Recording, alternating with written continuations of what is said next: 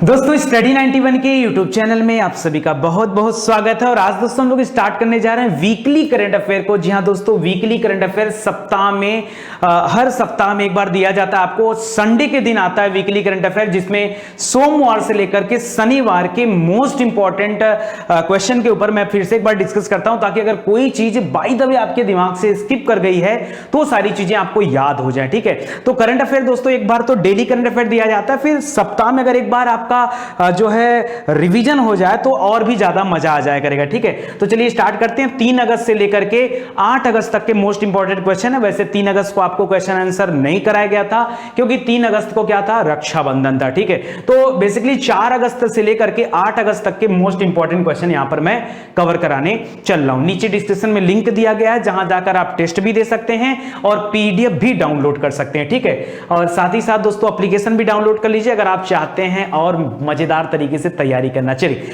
पहला क्वेश्चन ये रहा हमारे सामने कि यूनाइटेड नेशंस यानी यूएन में जलवायु परिवर्तन को लेकर बनाए गए युवा सलाहकार समूह, एक दोस्तों ग्रुप बनाया गया जिसमें युवाओं को शामिल किया गया, और उनका काम क्या होगा, जलवायु परिवर्तन पर एक रिपोर्ट तैयार करना।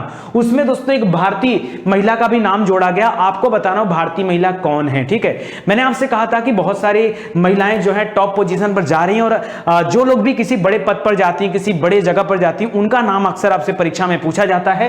तो जल्दी से बताइए, यहां 3-4 नाम दे रहा है। ठीक है, इनका नाम है अर्चना सोरेंग। क्या नाम है? अर्चना सोरेंग इनका नाम है। ऑप्शन नंबर 2 आपका राइट आंसर हो जाएगा। ठीक है, याद रखिए अर्चना उन 6 अन्य युवा जलवायु नेताओं के साथ शामिल होंगी जिन्हें गुटेरेस ने क्या किया, इस ग्रुप में शामिल किया। आपको पता होगा यूएन के इस समय हेड कौन है, एंटोनियो गुटेरेस हैं, तो वो जो है इनको शामिल किए हैं, तो इसको याद रखेगा, इंपॉर्टेंट है। ठीक है, अगला है वन नेशन वन कार्ड योजना से केंद्र सरकार ने किन केंद्र शासित प्रदेशों और राज्यों को जो है शामिल किया है। तो दोस्तों पहले यहां पर 20 राज्य थे, याद रखेगा 20 राज्य थे, अभी 4 और राज्यों को शामिल कर दिया जा रहा है। तो ये वन नेशन वन कार्ड की जो योजना है ये 24 राज्यों में आ जाएगी। ठीक है, उसमें यूनियन टेरिटरी भी शामिल है। तो याद रखेगा दोस्तों, यहां पर जो दिल्ली दे रहा, दिल्ली नहीं है दोस्तों यहां पर, ठीक है, जम्मू कश्मीर है, मणिपुर है, नागालैंड है, उत्तराखंड में नहीं। देखिए पूर्वोत्तर के राज्य हैं प्लस जम्मू कश्मीर है, मोटी मोटा आप याद रखिए, जम्मू कश्मीर, मणिपुर, नागालैंड, ये पूर्वोत्तर वाले राज्यों के, और ये आपका उत्तर प्रदेश से अलग हुआ उत्तराखंड जो है उसको भी लिया गया। ठीक है, तो जम्मू कश्मीर, उत्तराखंड और पूर्वोत्तर के राज्य हैं मणिपुर और नागालैंड। ठीक है, दोनों याद रखेगा, इंपॉर्टेंट है। नागालैंड की राजधानी दोस्तों कोहिमा है और मणिपुर की राजधानी इंफाल है, याद रखेगा। ये अब मिलाकर के 24 राज्य हो जाएंगे, पहले 20 थे, अब इनकी संख्या क्या हो गई, 24 हो गई है।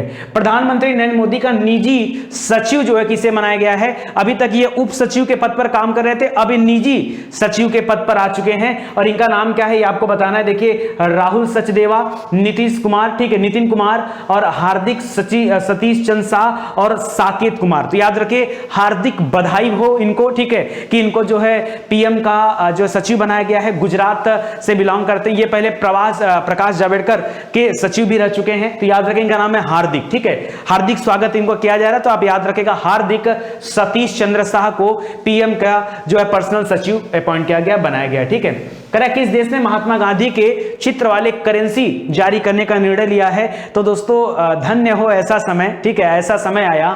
एक समय था जब ब्रिटेन ने भारत को अपना उपनिवेश बना रखा था। आज समय आ गया है कि भारत निवेश के मामले में दूसरा सबसे बड़ा कंट्री है जो ब्रिटेन में निवेश कर रहा है, मैंने आपको पढ़ाया था। ठीक है, और मंथली करंट अफेयर में। इसके अलावा दोस्तों ब्रिटेन अपनी करेंसी में महात्मा गांधी के चित्र जो है ला करके अपने करेंसी को निकालने वाला। तो ब्रिटेन आपका राइट आंसर है। और ब्रिटेन के प्रेजेंट टाइम में जो वित्त मंत्री हैं वो भी भारतीय मूल के व्यक्ति हैं, जिनका नाम है ऋषि सुनक, उनको भी आप याद रखेगा, इंपॉर्टेंट है।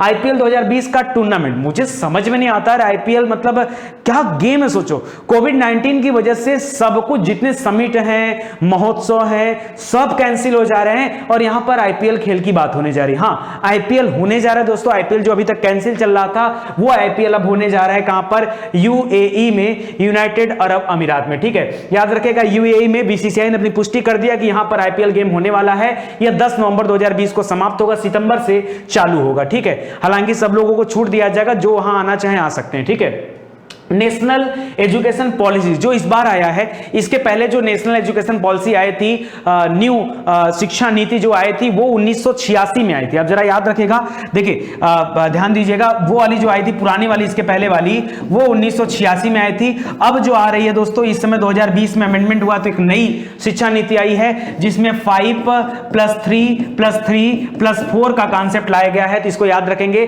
करा इस लिस्ट में किस विदेशी भाषा को शामिल नहीं किया गया है, तो मंदारिन भाषा, जो कि चीन की भाषा है मंदारिन, उसको शामिल नहीं किया गया है। आपको पता होगा कि चीनी सामानों का भी भारत में पुरजोर जो है बहिष्कार किया जा रहा है, उसके एप्लीकेशन हो, उसकी वेबसाइट हो, उसके सामान हो, तो तमाम चीजों का बहिष्कार चल रहा है और इसी श्रृंखला में इसको शामिल भी नहीं किया गया। तो इसमें याद रखेगा, इंपॉर्टेंट है। ली तेंग हुई का निधन हो गया। ये कहां के जो है प्रधानमंत्री थे, आपको ये बता, राष्ट्रपति थे, पूर्व राष्ट्रपति थे, सन 2000 तक के राष्ट्रपति रहे, उसके बाद नहीं थे। तो लोकतंत्र की स्थापना उन्होंने किया था ताइवान में। कहां पर? ताइवान में। ताइवान दोस्तों चीन से अलग हुआ एक देश है, ठीक है, याद रखेगा। ताइवान के थे, ठीक है। वहां पर लोकतंत्र की स्थापना करने के कारण उनका जनक भी कहा जाता है। ली तेंग हुई का निधन हो गया, ठीक है। तो याद रखेगा, ताइवान से बिलोंग करते हैं। 1988 से लेकर सन 2000 तक के पूर्व राष्ट्रपति थे ताइवान के, ठीक है। अगला कथन देखिए, 5 अगस्त 2020 को जम्मू कश्मीर से, दोस्तों आपको याद होगा पिछले साल जम्मू कश्मीर से 5 अगस्त 2019 को आर्टिकल 370 को हटाया गया था वहां से, ठीक है, और उसको जो है भारतीय राज्य के रूप में शामिल किया गया था, ठीक है। और उसी दिन 5 अगस्त 2020 को अयोध्या में राम मंदिर का शिलान्यास भी किया गया। तो यहां पर दिए गए दोनों कथन बिल्कुल सही है, आप इसको याद रखिएगा, ठीक है।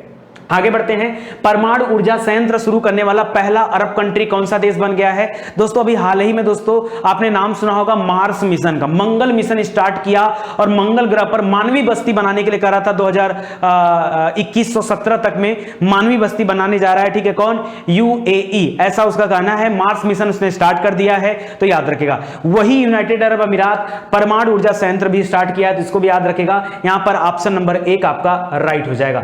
देश का पहला राज्य जहां पर 3 राजधानियां स्थापित की जा रही है और राज्यपाल के द्वारा जो है इसको स्वीकार भी कर लिया जा चुका है, तो याद रखेगा वह राज्य है आंध्र प्रदेश, ठीक है। आंध्र प्रदेश में आपको पता होगा दोस्तों, अमरावती पहले से राजधानी थी। हैदराबाद तेलंगाना की राजधानी हो चुकी है, अमरावती इसकी राजधानी है। विशाखापट्टनम जो बंदरगाह था वो भी राजधानी बन रहा है और एक कुर्नूल है जगह, वो भी राजधानी बनाई जा रही है। तो देखिए, कुर्नूल को जुडिशली राजधानी बनाया जा रहा है और आंध्र प्रदेश को कार्यपालिका वाली राजधानी बनाया जा रहा है और अमरावती जो है वहां पर लेजिस्लेटिव असेंबली बनाया जाएगा। विधानसभा कहां बनेगा? अमरावती में बनेगा, तो इसको याद रखेगा। हरियाणा पंचायत चुनाव में महिलाओं के लिए कितने प्रतिशत सीट का आरक्षण कर दिया गया? हरियाणा में याद रखेगा 50% सीट जो है पंचायत चुनाव के लिए आरक्षित कर दिया गया महिलाओं के लिए, ठीक है। हरियाणा सरकार ने करके दिखाया, तो इसको याद रखेगा, ठीक है। किस राज्य ने हिम तेंदुआ संरक्षण केंद्र खोलने के लिए कहा है? दोस्तों हिम तेंदुआ जो सबसे ज्यादा पाया जा रहा है इस समय वो है उत्तराखंड में, याद रखेगा। उत्तराखंड में हिम तेंदुआ संरक्षण केंद्र खोला जा रहा है, एक प्रश्न। दूसरा प्रश्न याद रखिए, वहीं उत्तराखंड में जैव विविधता पार्क भी खोला गया, उसी उत्तराखंड में कवक पार्क भी खोला गया। ये तीनों याद रखिएगा, तीनों आपके लिए इंपॉर्टेंट है, ठीक है। तो यहां आपका उत्तराखंड जो है राइट आंसर हो जाएगा, ठीक है। करा हिरोशिमा दिवस, आपको पता होगा दोस्तों 6 अगस्त और 9 अगस्त को 2 परमाणु बम गिराए गए थे अमेरिका की तरफ से जापान की धरती पर, ठीक है। पहला वाला जो था वो फैट मैन था, दूसरा वाला जो था लिटिल मैन कहा जाता है, ठीक है। फैट मैन और लिटिल बम, ये बम का नाम था जो 6 अगस्त और 9 अगस्त को गिराए गए थे। 6 अगस्त वाला बम जो था वो हिरोशिमा पर गिरा था, 9 अगस्त वाला बम जो था वो नागासाकी पर गिरा था। न से नागासाकी, न से 9 अगस्त, याद रखेगा। 1945 में उसी के साथ द्वितीय विश्व युद्ध समाप्त हुआ था, उसी के बारे में यहां कथन दे रहा है। करा यह दिवस हर साल 6 अगस्त को मनाया जाता है। हिरोशिमा दिवस सही है। 6 अगस्त 1945 को संयुक्त राज्य अमेरिका ने जापान के हिरोशिमा शहर पर लिटिल बॉय नाम का एक बम गिराया था। इस हमले को 1945 में द्वितीय विश्व युद्ध को समाप्त करने के मकसद से किया गया था, ठीक है। यहां पर दिया गया तीनों कथन बिल्कुल सही है, इसको भी याद रखेगा, ठीक है। पहले आपका लिटिल मैन गिराया गया, जब नहीं रुका तो नागासाकी पर फैट मैन फेंका गया, उसके बाद ये जो है लड़ाई रुक गई। और रॉ के लिए जो है किताब किताब लिखा गया रॉ a history of India's covert operation, ठीक है। इस पुस्तक को किसने लिखा है दोस्तों? तो यहां इतने नाम दे रहे हैं, याद रखेगा यतीश यादव, सतीश मत बोलिएगा एग्जाम में, यतीश नाम है, YATISH, यतीश यादव जी ने इस किताब को लिखा है। और रा के जो पहले हेड थे वो कौन थे? आर्यन काव थे। कौन थे? रामेश्वर नाथ काव, आर्यन काव उनका नाम था, वो पहले जो थे वो मेन थे, ठीक है, उसको याद रखेगा। और इस समय कौन है? सामंत गोयल है, नई दिल्ली इसका हेडक्वार्टर है। केंद्र सरकार द्वारा जारी आंकड़ों के अनुसार जनधन खाते जो बैंक में खोले गए हैं, अब उन खातों की संख्या कितनी हो गई है? तो केंद्र सरकार की तरफ से आंकड़ा आया है, यह 40 करोड़ खाते अब तक जनधन बैंक खाते में मतलब जनधन वाले खाते खुल चुके हैं, ठीक है। कितना? 40 करोड़। वैसे एक्यूरेट आंकड़ा है 40.05 करोड़, ठीक है, तो याद रखेगा, इंपॉर्टेंट है।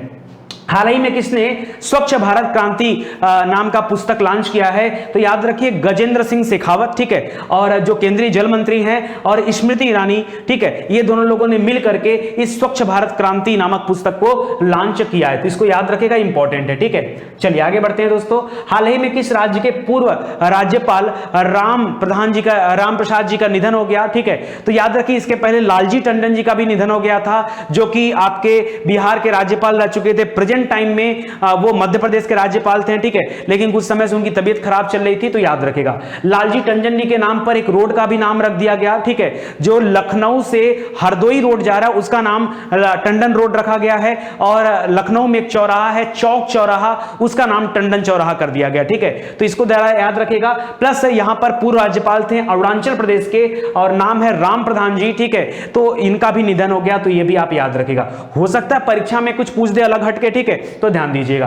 किसे जम्मू कश्मीर का नया राज्यपाल बनाया गया है? तो याद रखें दोस्तों, नया राज्यपाल उपराज्यपाल, वैसे जो यूनियन टेरिटरी होता है वहां पर उपराज्यपाल होते हैं, राज्यपाल वहां नहीं होते हैं, ठीक है, तो उपराज्यपाल बनाया गया मनोज सिन्हा जी को। ये कुछ समय के लिए जो है रेल मंत्री के तौर पर भी काम कर चुके, गाजीपुर जो है इनका संसदीय क्षेत्र था, तो याद रखेगा, ठीक है, तो गाजीपुर से हैं मनोज सिन्हा जी, इनको जो है बनाया गया जम्मू कश्मीर का उपराज्यपाल। इसके पहले जम्मू कश्मीर में जो मुर्मू साहब थे, अब उनको जो है कैग का अध्यक्ष बना दिया गया, कैग का हेड बना दिया गया, ठीक है, तो याद रखेगा, ठीक है, मुर्मू जी को कैग का अध्यक्ष बना दिया, गिरीश चंद्र मुर्मू नाम है, ठीक है, तो याद रखेगा।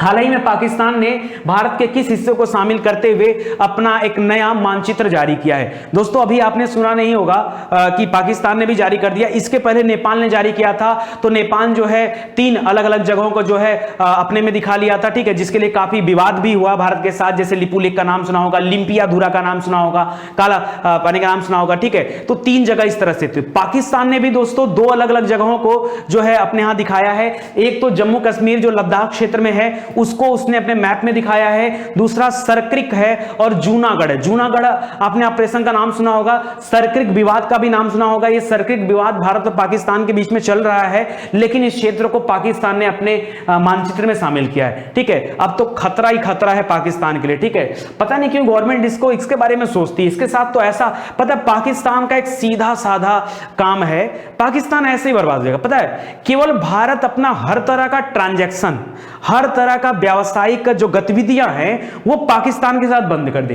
हर तरह की, ठीक है, हर तरह की, कुछ लेना देना सब बंद कर दे, ये ऐसे ही समझ में आ जाएगा इनकी औकात क्या है, ठीक है, ये भारत के बलबूते बेचारे चलते रहते हैं, इनको ऐसे ही समझ में आ जाएगा, ठीक, ज्यादा कुछ करने की जरूरत नहीं, कुछ भी करने की जरूरत नहीं, ठीक है, जैसे क्या होता है ना कि हाथी चलती जाती है, कुत्ते भौंकते रहते हैं, ठीक है, बस वही हाल इनके साथ करने लायक है, ठीक है, इनको अपने आप समझ में आ जाएगा। यहां तक इसकी सोचिए कि इसने एक रोड का नाम भी जो है, जो यहां श्रीनगर तक रोड आता है, उस रोड का नाम इसने बदल करके क्या रख दिया, श्रीनगर रोड कर दिया, बताइए, ठीक है, तो इसको याद रखेगा, ये अब जो है एक चर्चा का विषय बनने वाला है। लेबनान की राजधानी है बेरूत दोस्तों, बेरूत में एक भयंकर हादसा हुआ है, विस्फोट हुआ है, और यह हादसा किस वजह से हुआ है, ठीक है, तो याद रखिए दोस्तों, बहुत समय पहले का मामला था, आज का मामला नहीं है।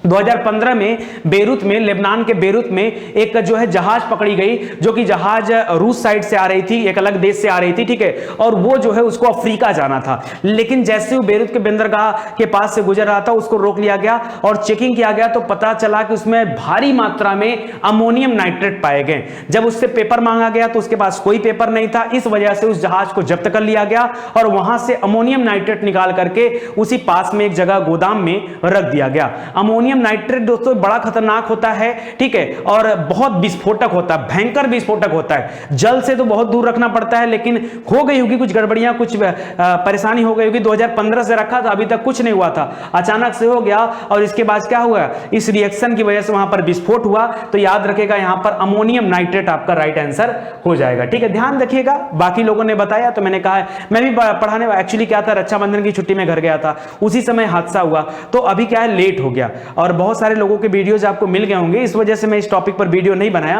अदरवाइज मैं कोशिश करता हूं, संडे है आपको बना के दे देता हूं, ठीक है, ताकि आपको अच्छा लगे। देश के नए नियंत्रक एवं महालेखा परीक्षक, वही जो गिरीश चंद्र मुर्मू थे, जो राज्यपाल उपराज्यपाल थे आपके जम्मू कश्मीर में, उनको जो है यहां भेज दिया गया है, ठीक है। यहां क्या भेज दिया गया, ये कैग में जो है हेड बना दिया गया, ठीक है, तो याद रखिएगा, ठीक है। आगे देखिए, अयोध्या में राम मंदिर का निर्माण मंदिर वास्तुकला की किस शैली में किया जा रहा है? तो दोस्तों 5 अगस्त को राम मंदिर का शिलान्यास किया जा चुका है और यह मंदिर जो है याद रखेगा नागर शैली में बन रही। 2 शैलियां होती हैं, बेसर और नागर, तो नागर शैली में मंदिर बन रही है। नागर शैली में क्या होता है, एक बीच से जो है क्या बनाया जाता है, एक ऊंचा, आप देख पा रहे होंगे, देखिए यहां पर दिया भी हुआ है, मैं आपको बता दे रहा हूं, लिख रहा है कि यहां पर सर्वप्रथम नगरों के निर्माण में इस तरह की शैली का इस्तेमाल किया जा रहा है। 8वीं से लेकर के 13वीं शताब्दी के बीच में बहुत सारे राजाओं ने इस तरह के शैली को संरक्षण दिया। इसकी पहचान होती है कि समतल छत से इसकी जो सिरा होता है, जो शिखर होता है, ये उठा होता है, ये इसकी प्रधानता होती है, ठीक है, तो इसको ध्यान रखिएगा। और ये कुछ इंपॉर्टेंट क्वेश्चन थे आपके इस पूरे वीक में, इतने प्रश्न को आप याद रखिएगा। परीक्षा में अगर इतना आप याद रखते चलते हो तो आपकी तैयारी पूरी हो जाएगी। प्लस और भी ध्यान देंगे, जो लोग नए हैं वो ध्यान दीजिए कि डेली करंट अफेयर भी आपको दिया जाता है, सप्ताह खत्म होने पर वीकली करंट अफेयर दिया जाता है, महीना समाप्त होने पर मंथली करंट अफेयर। आज संडे है, मंथली करंट अफेयर आज दोपहर के 12 बजे दिया जाएगा।